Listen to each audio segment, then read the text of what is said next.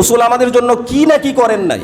যেই রসুল আমাদের জন্য উহুদে দান মোবারক শহীদ করেছেন, খন্দকে পেটে পাথর বেঁধেছেন, তায়েফে নিজের শরীরের রক্ত দিয়ে তায়েফের জমিনকে ভিজিয়ে ফেলেছেন, যেই রসুল মরণের সময়ে উম্মত উম্মত বলে ডেকেছেন, যেই রসুল হাসরের ময়দানে ইয়া উম্মতি বলে আহ্বান করতে থাকবেন, যেই রসুল বলবেন ওয়ালা সাউফা ইউতিকা রব্বুকা ফাতারদা, হে আল্লাহ ততক্ষণ পর্যন্ত আমি রসুল খুশি হব না, সন্তুষ্ট হব না যতক্ষণ পর্যন্ত আমার একজন উম্মত জাহান্নামে থাকবে, অর্থাৎ সমস্ত উম্মতকে জান্নাতে নিয়েই আমি তারপরে সন্তুষ্ট হব।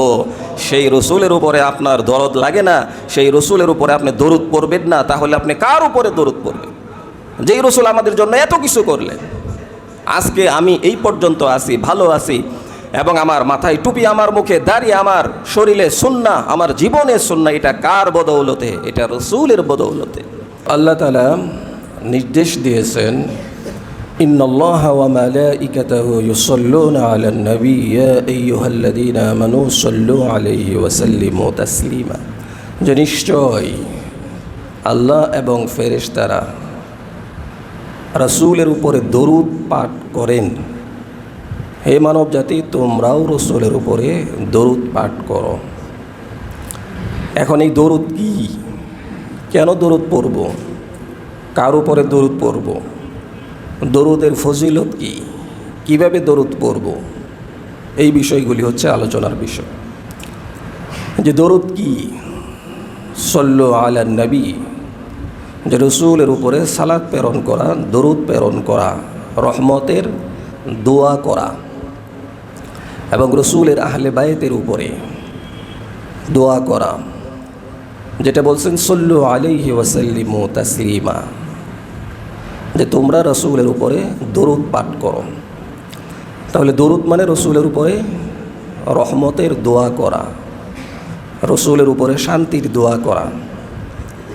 আমরা বিভিন্ন দরুদ পড়ে থাকি, তার মধ্যে শ্রেষ্ঠ দরুদ হচ্ছে দরুদে ইব্রাহিম। দরুদ কার উপরে পড়ব? যে আমাদের নবীর উপরে দরুদ পড়ব। কেন পড়ব? যেখানে স্বয়ং আল্লাহ তাআলাই দরুদ পড়েছেন, এজন্য আমরাও পড়ব। এবং আল্লাহ তাআলা অর্ডার দিয়েছেন যে তোমরা রসুলের উপরে দরুদ পাঠ করো। এখানে যারা দরুদ নিয়ে বাড়াবাড়ি করে তাদের কথা একটু ভিন্ন, যে তারা বলে যে স্বয়ং আল্লাহ দরুদ পড়ছেন, তো আমরা দরুদ পড়লে অসুবিধা কোথায়?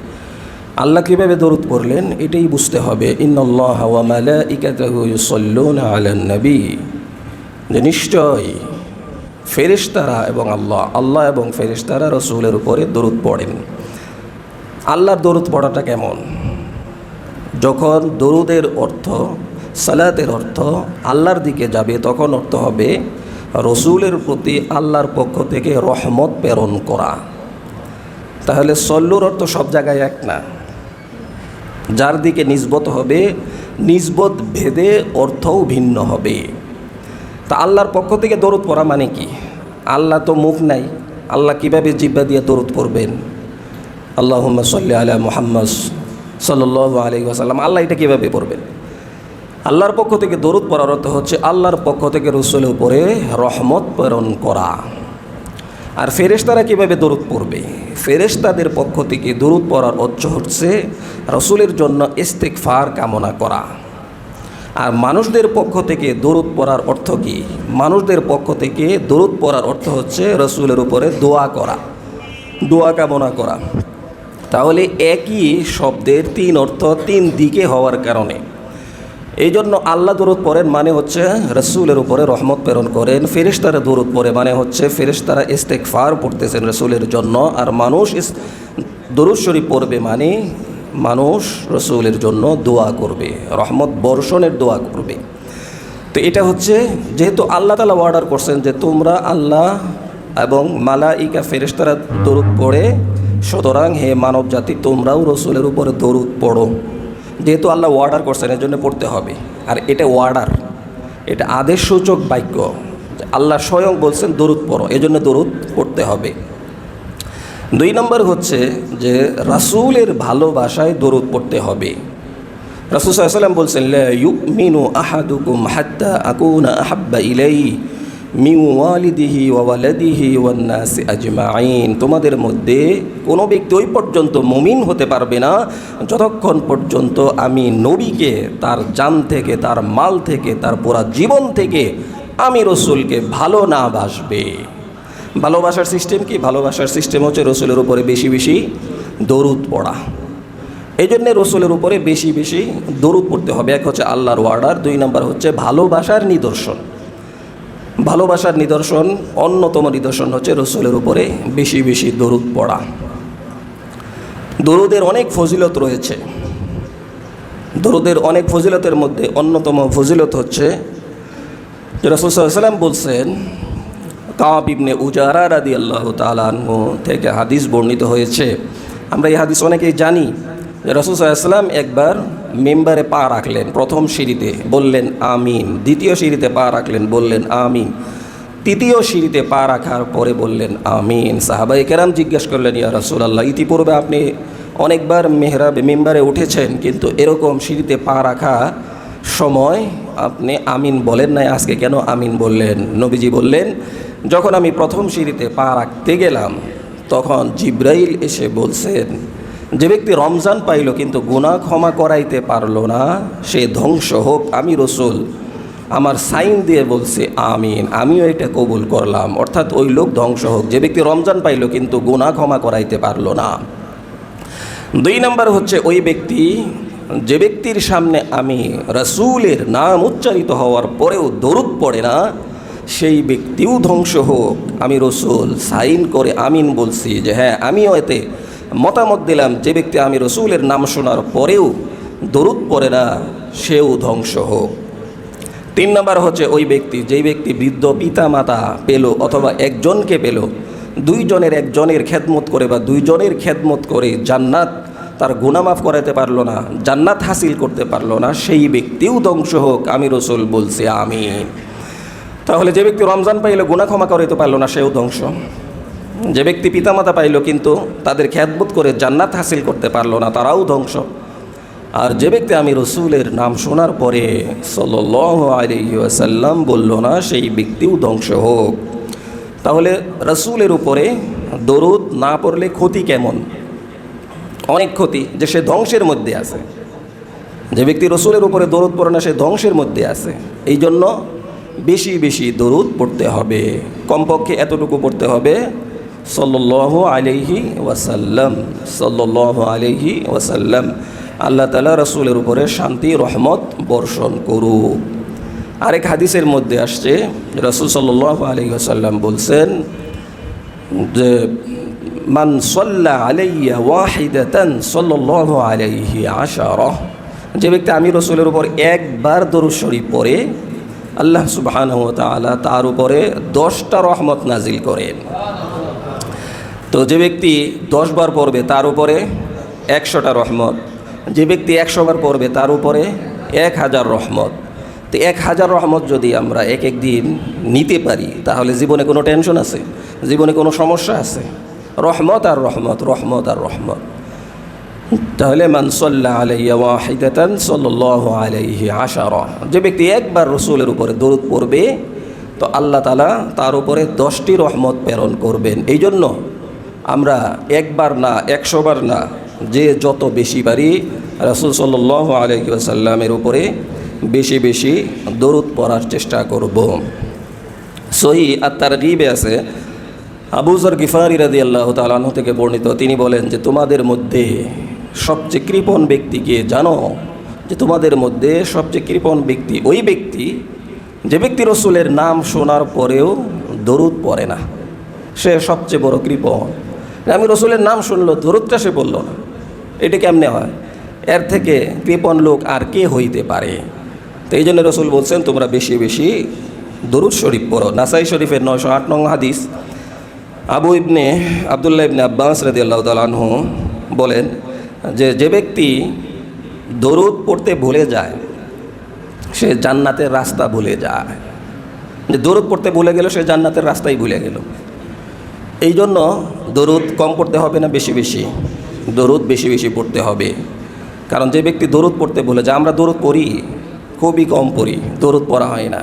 এই জন্য বেশি বেশি দরুদ পড়তে হবে। আর বুখারীর হাদিস যেটা 15 নম্বর, সেটা তো প্রথমেই বলছি, লা ইউমিনু আহাদুকুম হাত্তা আকুনা হাব্বা ইলাইহি, রসুলের ভালোবাসা চাইলে বেশি বেশি দরুদ পড়তে হবে। রসুলের উপরে আস্থা রাখতে চাইলে বেশি বেশি দরুদ পড়তে হবে।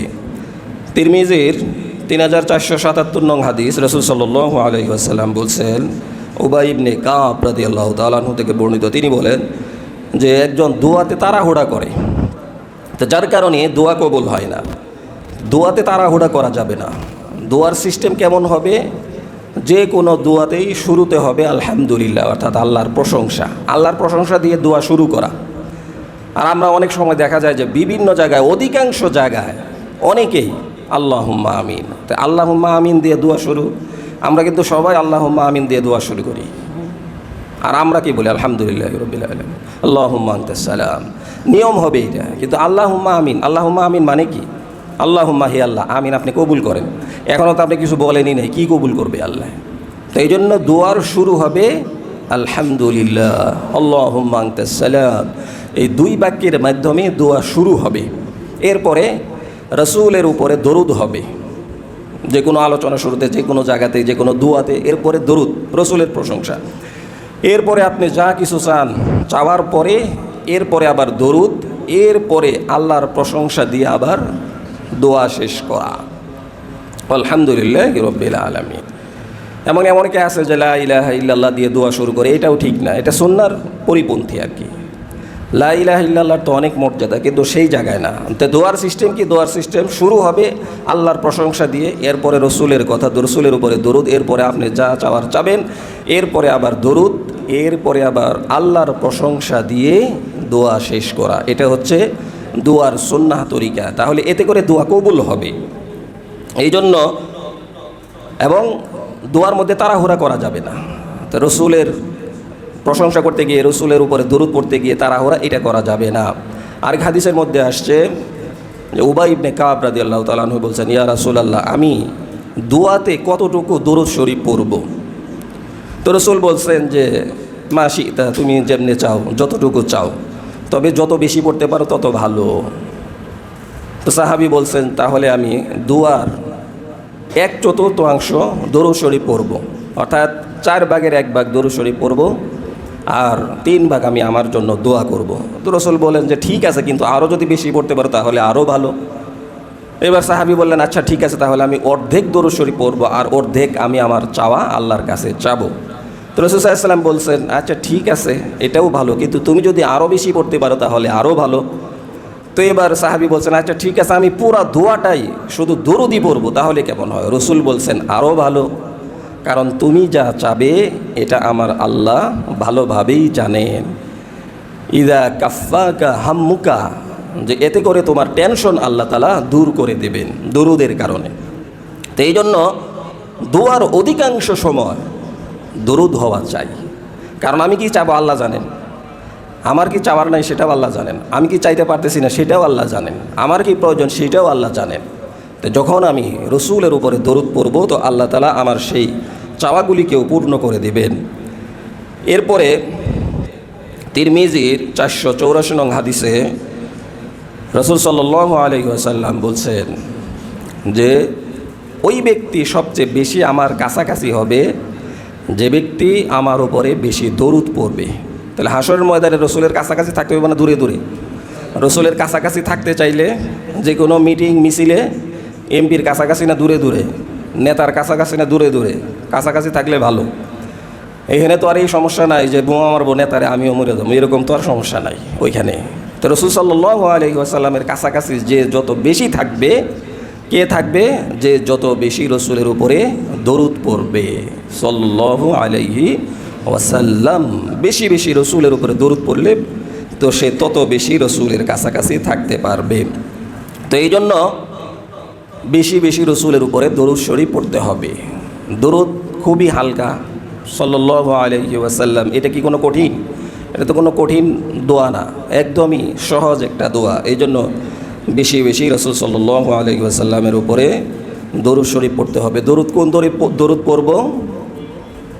যে বুখারীর 3370 নং হাদিস, সেটা হচ্ছে সবচেয়ে উত্তম দরুদ, اللهم صل على محمد وعلى آل محمد كما صليت على إبراهيم وعلى آل إبراهيم إنك حميد مجيد اللهم بارك على محمد وعلى آل محمد كما باركت على إبراهيم وعلى آل إبراهيم إنك حميد مجيد। এটা হচ্ছে শ্রেষ্ঠ দরুদ। এই দরুদ আমরা কোথায় পড়ি? নামাজে পড়ি। তো নামাজে শ্রেষ্ঠ এই জন্যই নামাজে এই দরুদ আমরা পড়ি। যেমন যে আমরা যে মিলাদের কথা বলি যে আল্লাহুম্মা সাল্লি আলা, যে আমরা টান দিয়ে পড়ি, যে ওইখানে আমরা মনে করি যে এই দরুদ ভালো, এই দরুদ অনেক মজা লাগে, কিন্তু উত্তম দরুদ আসলে কোনটা? উত্তম দরুদ হচ্ছে এই যে যেটা আমরা বললাম দরুদে ইব্রাহিমি, এটা হচ্ছে উত্তম দরুদ, শ্রেষ্ঠ দরুদ। এই জন্য আমরা যখনই দরুদ পড়ব তখন এই শ্রেষ্ঠ দরুদ পড়ার চেষ্টা করব। এই দরুদ আমরা যদি পড়ি তাহলে আল্লাহ তাআলা আমাদের আমল নামায় বেশি বেশি সওয়াব লিখে দিবেন।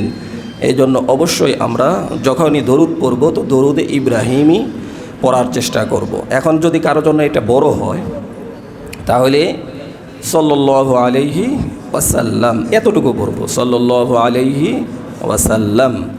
আর দরুদে ইব্রাহিম আমরা সহি করে পড়ার চেষ্টা করব, যে আমি সুবহানাল্লাহ সুবহানাল্লাহ সুবহানাল্লাহ সুবহানাল্লাহ। আপনি কোয়ালিটি ঠিক রাখেন, অর্থাৎ অধিক দরকার নাই কিন্তু কোয়ালিটি দরকার।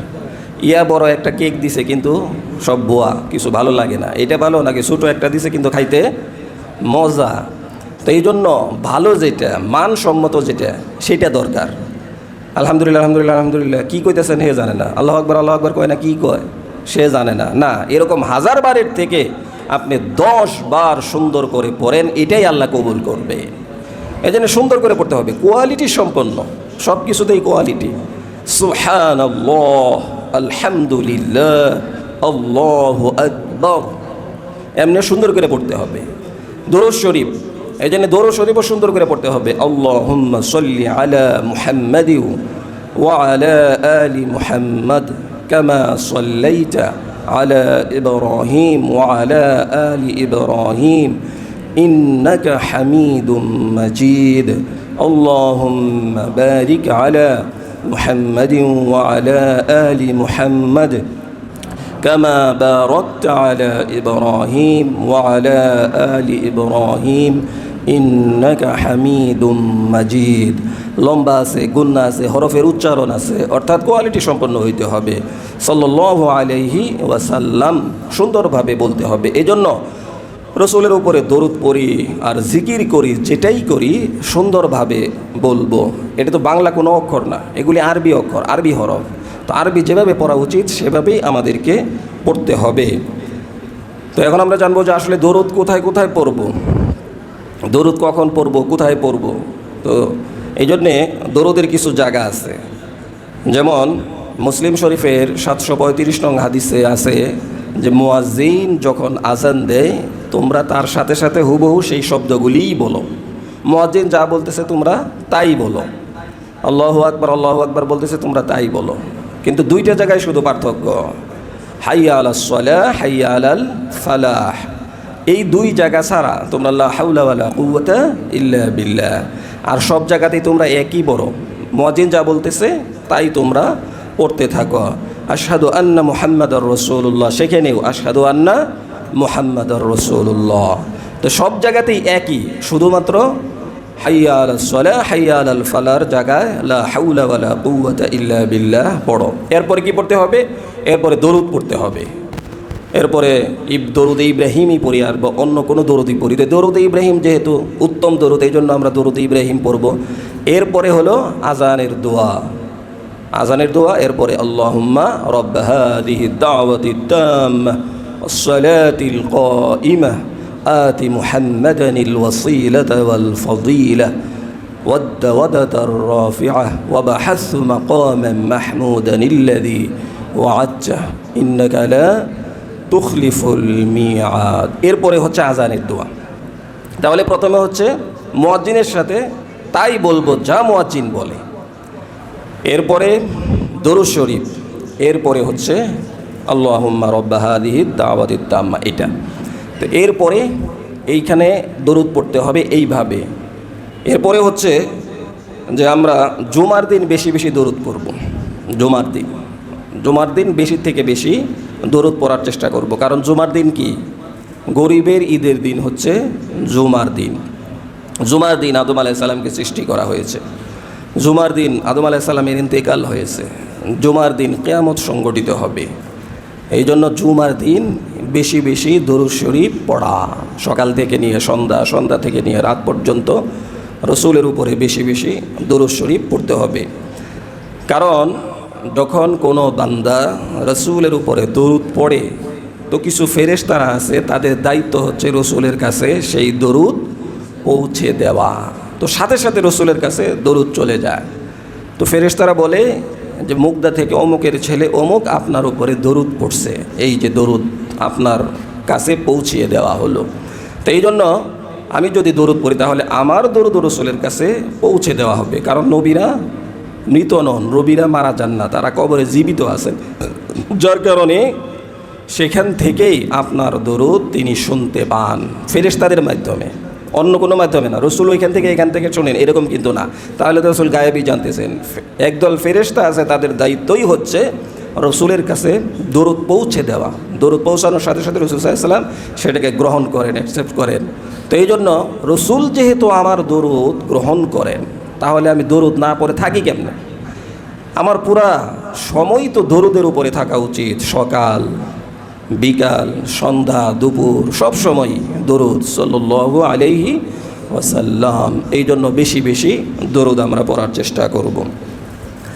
এবং কোনো মজলিস যেমন এখন এখানে বয়ান হচ্ছে কিন্তু কোনো দরুদ পড়া হইল না, অথবা একটা মিটিং হইল কোনো দরুদ হইল না, অথবা পরিবার নিয়ে বসছেন একটা আলাপের মধ্যে একটা বিষয় নিয়ে আলাপ আলোচনা করলেন কিন্তু দরুদ পড়া হইল না, তো রাসূল সাল্লাল্লাহু আলাইহি ওয়াসাল্লাম বলছেন যে সেই বৈঠকের উপরে আল্লাহর লানত, সেইখান থেকে ভালো কিছু আসবে না। এই জন্য যে কোনো বৈঠক, যে কোনো মজলিস, সেখানে অবশ্যই দরুদ হইতে হবে। দরুদ ছাড়া যাতে মজলিস না হয়, এই জন্য যে কোনো মজলিসে দরুদ থাকতে হবে। আপনি 4-5 জন নিয়ে মিটিং করেন, 4-5 জন নিয়ে বসেন, পারিবারিকভাবে বসেন, আর যেখানেই বসেন সেখানেই সেই বৈঠকটা যাতে দরুদের বৈঠক হয়, অর্থাৎ অন্য অন্য বিষয় আলোচনা হবে কিন্তু দরুদও যাতে সেখানে কিছু সময়ের জন্য থাকে। এই জন্য দরুদ সাল্লাল্লাহু আলাইহি ওয়াসাল্লাম। এবং আমরা যখন মসজিদে ঢুকি এবং মসজিদ থেকে বের হই তখনও দরুদ শরীফ পড়ব, যেমনিভাবে বিসমিল্লাহি সাল্লাল্লাহু আলাইহি ওয়াসাল্লাম আল্লাহুম্মা আফতাহলি আবওয়াবা রহমাতিক, আমি যেমনে বলতে পারি, অথবা যদি আপনি দরুদ পুরাটাই পড়েন তাও পড়া যাবে। বিসমিল্লাহি ওয়াসসালাতু ওয়াসসালামু আলা রাসূলিল্লাহ আল্লাহুম্মা আফতাহলি আবওয়াবা রহমাতিক, এইভাবে। অর্থাৎ দরুদ শরীফ পড়ে মসজিদে ঢোকা, এরপরে দরুদ শরীফ পড়ার সাথে সাথে মসজিদ থেকে বের হওয়া। আল্লাহুম্মা ইন্নী আসআলুকা মিন ফাদলিক, আসসালাতু ওয়াসসালামু আল্লাহুম্মা ইন্নী আসআলুকা মিন ফাদলিক, এভাবে মসজিদ থেকে বের হয়ে যাওয়া। অর্থাৎ মসজিদে ঢোকার সময়ও দরুদ, মসজিদ থেকে বের হওয়ার সময়ও দরুদ। এই জন্য দরুদ বেশি বেশি পড়তে হবে, সব জায়গাতেই দরুদ হবে। রাসূল সাল্লাল্লাহু আলাইহি ওয়াসাল্লামের জীবনী আলোচনা করতে গেলে দরুদের শেষ নাই। রাসূল সাল্লাল্লাহু আলাইহি ওয়াসাল্লামের উপরে সাহাবায়ে কেরাম কী পরিমাণ দরুদ পড়ছেন। রাসূল সাল্লাল্লাহু আলাইহি ওয়াসাল্লামের জীবনী আদর্শ, আমাদের আদর্শ, যে তার জীবনের মধ্যে রয়েছে আমাদের আদর্শ। লাকাদ কানা লাকুম ফি রাসূলিল্লাহি উসওয়াতুন হাসানা, অর্থাৎ উত্তম আদর্শ তার জীবনীর মধ্যে। এখন যেহেতু রবিউল আউয়াল মাস আসছে, তাহলে রবিউল আউয়াল মাস আসলে আমাদের কি করা উচিত? আমাদের 1 নম্বরে বেশি বেশি দরুদ শরীফ পড়া উচিত।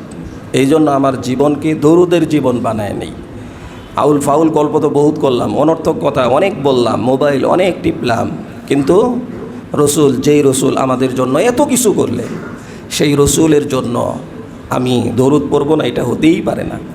আমি যদি নাও পড়ি দরুদ, তো দরুদ কখনো কখনো ওয়াজিব, যেমন জীবনে একবার দরুদ পড়া ফরজ, দরুদ একবার পড়তেই হবে।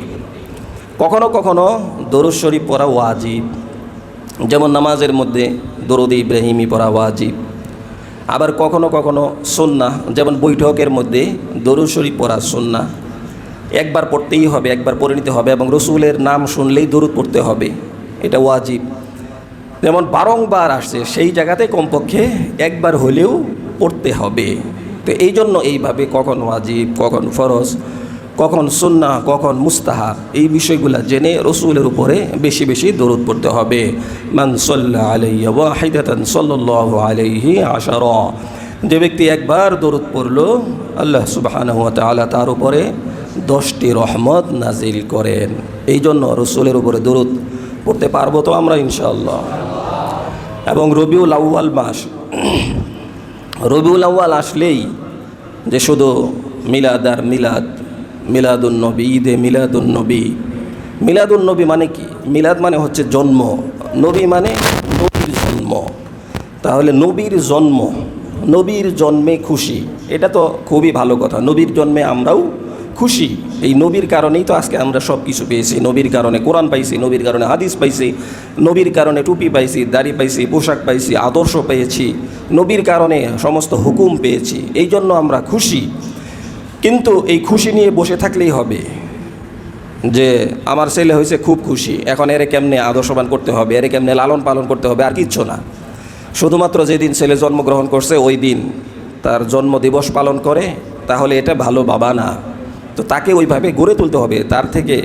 তো রসুল সাল্লাল্লাহু আলাইহি ওয়াসাল্লামের জন্ম, এটা হচ্ছে মিলাদুন নবী, এটা স্বীকার করার বিষয়, এটা গ্রহণ করার বিষয়, খুশি হওয়ার বিষয়। কিন্তু এখান থেকে নেওয়ার কিছু নাই। রসুলের জন্ম থেকে আমরা কী নিব? রসুল সাল্লাল্লাহু আলাইহি ওয়াসাল্লাম যখন জন্মগ্রহণ করছেন, যে মা আমিনার পেটে যখন রসুল ছিলেন পেট ফোলা দেখা যেত না। অন্যান্য গর্ভধারিণী মহিলাদের যেরকম পেট ফোলা থাকে, তো মা আমিনার গর্ভ এরকম ফোলা ছিল না, স্বাভাবিক ছিল। এবং তিনি কোনো কষ্ট অনুভব করতেন না, তিনি স্বাভাবিকভাবেই চলাফেরা করতেন, তার কখনো বমিও হতো না, এরকম কোনো সিমটমই তার মধ্যে ছিল না। এরপরে রাসূল সাল্লাল্লাহু আলাইহি ওয়াসাল্লাম যখন জন্মগ্রহণ করেন তার কোনো কষ্ট হয় নাই, রাসূল সাল্লাল্লাহু আলাইহি ওয়াসাল্লাম স্বাভাবিকভাবে জন্মগ্রহণ করছেন। রাসূল সাল্লাল্লাহু আলাইহি ওয়াসাল্লাম যখন জন্মগ্রহণ করছেন তখন সেই কাফের মুশরিকদের যেই প্রজ্বলিত আগুন ছিল, যেটা জ্বলতেছিল 1000 বছর ধরে, সেটা নিভে যায় এবং রোমের পারস্যের সেই রাজপ্রাসাদের ওয়াল ধসে পড়ে। এই ধরনের যত অলৌকিক ঘটনা ঘটেছে, এখান থেকে আমি কি নিব? এখান থেকে আমি এতটুকু নিব যে রসুল যখন আসছেন অলৌকিকতা প্রকাশ পেয়েছে, মুজিজা প্রকাশ পেয়েছে, কিন্তু আমি এর উপরে আমল করব এরকম কোনো কিছু নেই। অর্থাৎ আমি কি ওইভাবে জন্মগ্রহণ করতে পারবো? আমি কি আবার মায়ের পেটে যেতে পারবো? এরকম কোনো কিছু তো আর নাই।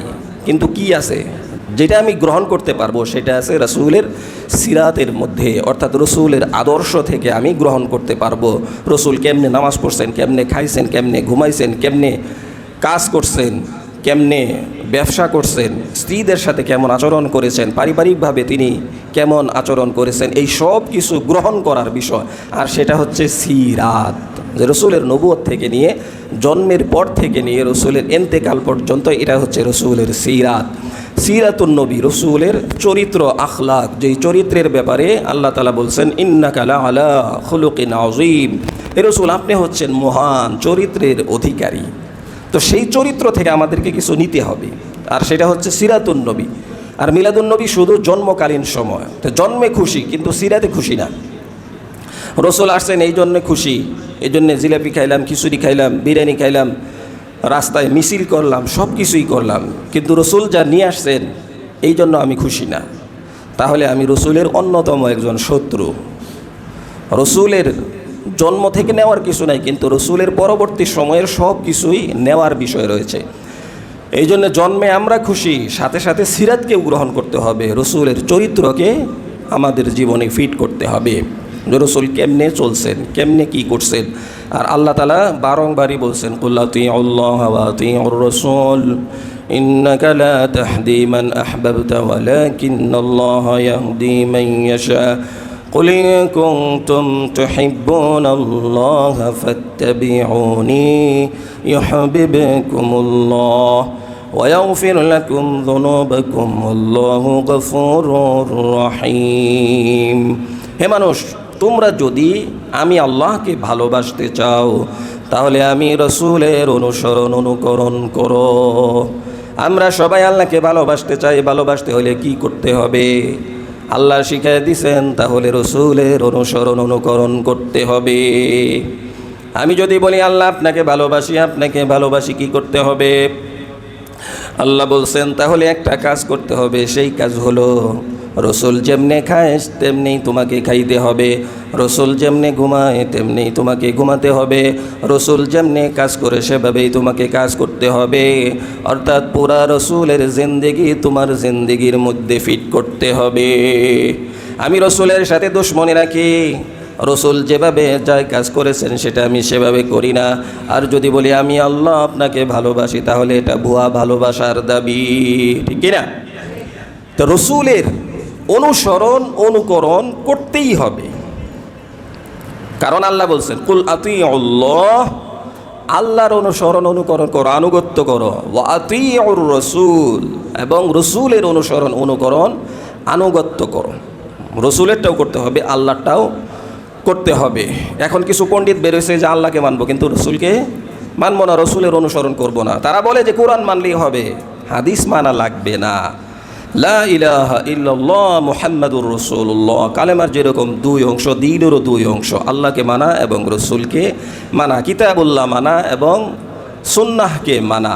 কালেমার যেরকম দুই অংশ, কোরআন হাদিস দুইটা, যে একটা হচ্ছে আল্লাহর আর একটা হচ্ছে রসুলের, এমনিভাবে দুইটাইকেই মানতে হবে, তাহলেই সে প্রকৃতপক্ষে মুমিন, অন্যথায় সে মুমিন হতে পারবে না।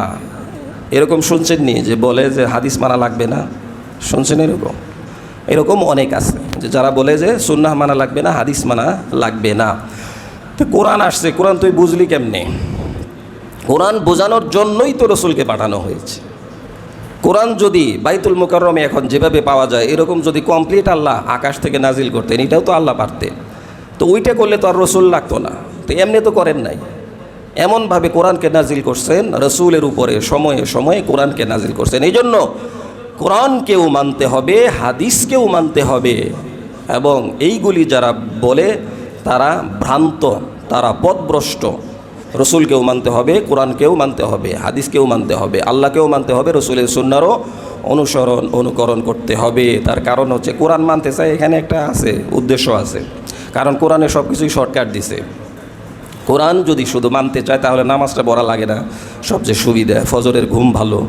কোরআন যদি মানতে চায় তাহলে রোজা এইভাবে রাখতে হয় না, একটু না খায়া থাকলো, এই আর কি। কোরআন যদি মানতে চায় তাহলে হজ কেমনি করবে, এই সিস্টেমে করা লাগে না। কোরআন যদি মানতে চায় তাহলে জাকাত যেভাবে পুঙ্খানুপুঙ্খানু দেওয়া লাগে এইরকমভাবে দেওয়া লাগে না, কারণ জাকাতের বিভিন্ন অর্থ করতে পারে, এইভাবে টাকা এত টাকা, তারপরে 1 লাখের মধ্যে 2,500, এইভাবে এই যে একটা সিস্টেম আছে। তারপরে নামাজ, এই যে আমরা 5 ওয়াক্ত পড়ি, ফজরে 4 রাকাত, সুন্নত 2 রাকাত, ফরজ 2 রাকাত, তারপরে জোহরে এইরকম 12 রাকাত, 10 রাকাত, এইভাবে যে আছে, এবং এভাবে রুকু করতে হবে, এভাবে সেজদা করতে হবে, এই সময় করতে হবে, এগুলি তো কোরআনে নাই। কোরআনে বলছে যে তোমরা নামাজ কায়েম করো। এখন কখন পড়ো বলছে? সকাল সন্ধ্যায়। তো দুপুরেরটা কে পড়বে? এরপরে আবার রাত্রেরটা কে পড়বে? এরপরে আবার কখন কয় ওয়াক্ত? এইগুলি তো আল্লাহ বলেন নাই, কোথাও বলেন নাই। আল্লাহ 6666 আয়াতের মধ্যে আল্লাহ বলতে পারতেন না? অত কিছু বলছেন, তাহলে এটা বলতে কি সমস্যাটা ছিল? আল্লাহ তো বলতে পারতেন। এইটাই তো পরীক্ষা, যে শয়তানি করস না মাইনা নেস রসুলকে, এই জায়গায় তো পরীক্ষা। তো এই জন্য যারা বলবে যে হাদিস মানি না, তাদের চিন্তা ভাবনা হচ্ছে যে শুধু বলবো সালাত কায়েম করো, অর্থাৎ আমি ধ্যানের মধ্যে আছি এটাও সালাত, আমি জিকিরের মধ্যে আছি এটাও সালাত, এভাবে মসজিদে যায় 5 ওয়াক্ত নামাজের দরকার নাই। তারা কিন্তু এটাই বলেন।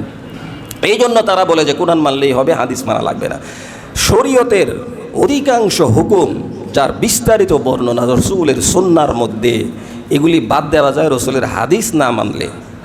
আপনি 6666 আয়াত, এগুলি যদি আপনি যেই সমস্ত প্রশাসনের বিষয় আছে, অর্থনৈতিক বিষয় আছে, নামাজ রোজার বিষয় আছে, 6666 তো এক বিষয়ের মধ্যেই গেল, তো অন্য বিষয়ের কি?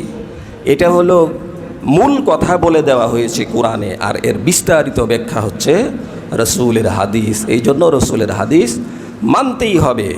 আর যারা এগুলি বলে তারা সমাজের মধ্যে ফিতনা তৈরি করতে চায়, তারা রসুলকে অ্যাভয়েড করে জান্নাতে যেতে চায়, যেটা কখনোই সম্ভব হবে না। রসুল আমাদের জন্য কি না কি করেন নাই। যেই রসুল আমাদের জন্য উহুদে দান মোবারক শহীদ করেছেন, খন্দকে পেটে পাথর বেঁধেছেন, তায়েফে নিজের শরীরের রক্ত দিয়ে তায়েফের জমিনকে ভিজিয়ে ফেলেছেন, যেই রসুল মরণের সময়ে উম্মত উম্মত বলে ডেকেছেন, যেই রসুল হাসরের ময়দানে ইয়া উম্মতি বলে আহ্বান করতে থাকবেন, যেই রসুল বলবেন ওয়ালা সাউফা ইউতিকা রব্বুকা ফাতারদা, হে আল্লাহ ততক্ষণ পর্যন্ত আমি রসুল খুশি হব না, সন্তুষ্ট হব না যতক্ষণ পর্যন্ত আমার একজন উম্মত জাহান্নামে থাকবে, অর্থাৎ সমস্ত উম্মতকে জান্নাতে নিয়ে আমি তারপরে সন্তুষ্ট হব। সেই রসুলের উপরে আপনার দরদ লাগে না, সেই রসুলের উপরে আপনি দরুদ পড়বেন না, তাহলে আপনি কার উপরে দরুদ পড়বেন? যেই রসুল আমাদের জন্য এত কিছু করলেন। আজকে আমি এই পর্যন্ত আছি, ভালো আছি, এবং আমার মাথায় টুপি, আমার মুখে দাড়ি, আমার শরীরে সুন্নাহ, আমার জীবনে সুন্নাহ। এটা কার বদৌলতে? এটা রসুলের বদৌলতে। এটা রসুল দাঁত শহীদ করেছেন, এই জন্য এই পর্যন্ত ইসলাম আসছে। তো এই জন্য সেই রসুলের উপরে বেশি বেশি দরুদ পড়তে হবে এবং রসুলের সুন্নাহর অনুকরণ করতে হবে। কুল আতিউল্লাহ ওয়া আতিউর রাসূল লা ইউমিনু আহাদুকুম হাত্তা আকুনা আহাব্বা ইলাইহি মিন ওয়ালিদিহি ওয়া ওয়ালাদিহি ওয়ান নাসি আজমাইন। রসুলের জীবন নিয়ে স্টাডি করেন। আছে কাফের মুশরিকরা রসুলের জীবন নিয়ে স্টাডি করে। আর আমি কেমন মুসলমান হইলাম? রসুলের জন্ম থেকে নিয়ে মৃত্যু পর্যন্ত একবারও আমার রসুলের পুরা জিন্দিগি পড়ে দেখা হয় নাই। রসুলের এত সিরতের গ্রন্থ আছে, কিন্তু আমি একবারও পড়ি নাই রসুলের। অথচ যদি জিজ্ঞাসা করা হয় কার কারই পড়ছেন, জীবনী পড়ছেন, কয় হুজুর অনেকের পড়ছি। হুমায়ুন আহমেদের বই তো একটাও বাদ দেই নাই। তারপরে অমুকের বই, কার্ল মার্কস, তারপরে আরও কত কিছু আছে, আইনস্টাইন, সবার পড়ছি। হুজুর মাশাআল্লাহ দোয়া করেন, অনেক পড়ছি আলহামদুলিল্লাহ।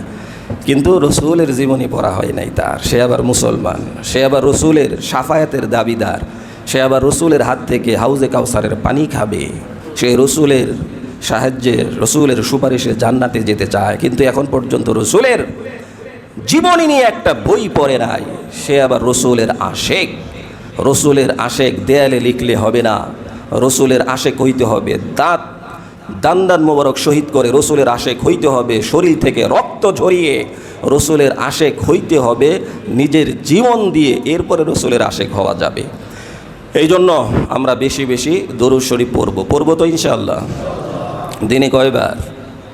100 বার বললে বেশি হয়ে যায়, কম পক্ষে 100 বার। তাই 100 বার বললে 1000 রহমত। কোনো টেনশন আছে? 1000 রহমত আল্লাহ যেই বান্দার উপরে নাজিল করবেন, তারকে আর কি লাগে?